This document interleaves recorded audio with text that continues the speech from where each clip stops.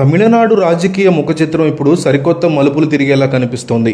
ముఖ్యమంత్రిగా బాధ్యతలు చేపట్టిన కేవలం 2 రోజుల్లోనే దళపతి విజయ్ తీసుకుంటున్న నిర్ణయాలు, ఆలోచనలు చూస్తుంటే ఆయన పక్క రాష్ట్రమైన ఆంధ్రప్రదేశ్ మాజీ ముఖ్యమంత్రి వైఎస్ జగన్మోహన్ రెడ్డి అనుసరిస్తున్న వ్యూహాల్ని అమలు చేసే దిశగా మొగ్గు చూపిస్తున్నారు అనేటువంటి ఊహాగానాలు తమిళనాడు, ఆంధ్రప్రదేశ్ వ్యాప్తంగా విపరీతంగా వినిపిస్తున్నాయి.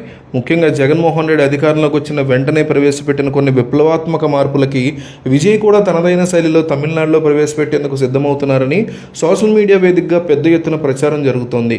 పాలనని నేరుగా ప్రజల ముంగిటికే తీసుకువెళ్లడం ద్వారా సామాన్యుల మనసు గెలవాలని విజయ్ భావిస్తున్నట్టు అనుకూల మీడియాలో అంటున్నారు.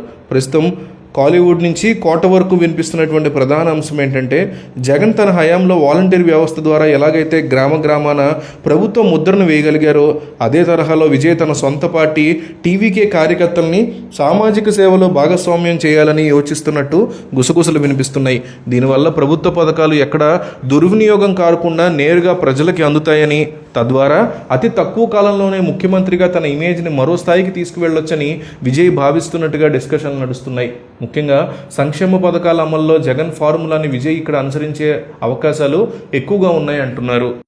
మరోవైపు అధికార వర్గాల్లో జరుగుతున్న ప్రచారం ప్రకారం విజయ్ కూడా జగన్ మాదిరిగానే అవినీతి రహిత పాలనను అందించడానికి ఒక ప్రత్యేక వ్యవస్థని రూపొందిస్తున్నారట.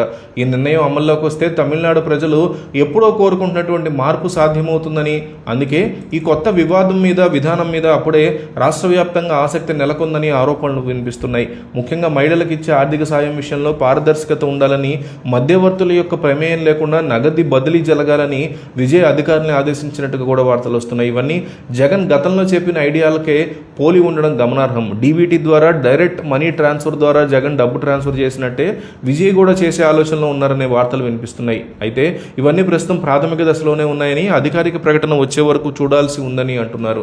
తమిళనాడు రాజకీయ విశ్లేషకుల యొక్క అభిప్రాయం ప్రకారం విజయ్ ఒక కొత్త ఒరవడిని సృష్టించాలనుకుంటున్నారు. ఆంధ్రప్రదేశ్లో జగన్ తన పాలన ప్రారంభంలోనే చూపినటువంటి దూకుడిని విజయ్ కూడా ప్రదర్శిస్తే అది పార్టీకి అలాగే ప్రభుత్వానికి గొప్ప మైలేజ్ ఇస్తుందని భావిస్తున్నారు. జగన్ ప్రవేశపెట్టిన కొన్ని సంక్షేమ నమూనాలు దేశవ్యాప్తంగా గుర్తింపు పొందాయి. ఇప్పుడు అవే నమూనాల్ని తమిళనాడు పరిస్థితులకు అనుగుణంగా మార్చి విజయ్ అమలు చేసే అవకాశాలు ఎక్కువగా ఉన్నాయి. ఈ క్రమంలోనే ఆయన జగన్ చెప్పిన కొన్ని రాజకీయ ఎత్తుగడలను కూడా నిశ్చితంగా పరిశీలిస్తున్నారని గుసగుసలు వినిపిస్తున్నాయి.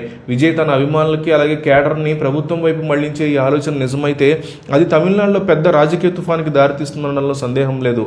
అట్టడుగు వర్గాలకు మేలు చేసేలా విజయ్ కనుక ఈ వినూత్న వ్యవస్థను అమలు చేస్తే రాష్ట్ర వ్యాప్తంగా సమరాలు మిన్నంటుతాయని అందరూ భావిస్తున్నారు. అయితే ఒక సినిమా స్టార్ రాజకీయాల్లోకి వచ్చి ఇలాంటి భారీ మార్పులు తీసుకురావడం సవాల్తో కూడుకున్నటువంటి పని కావడంతో ఇవి ఎంతవరకు కార్యరూపం తీసుకుంటాయి, ఎంతవరకు వర్కౌట్ అవుతాయి అనేది డిస్కషన్ పాయింట్గా మారింది.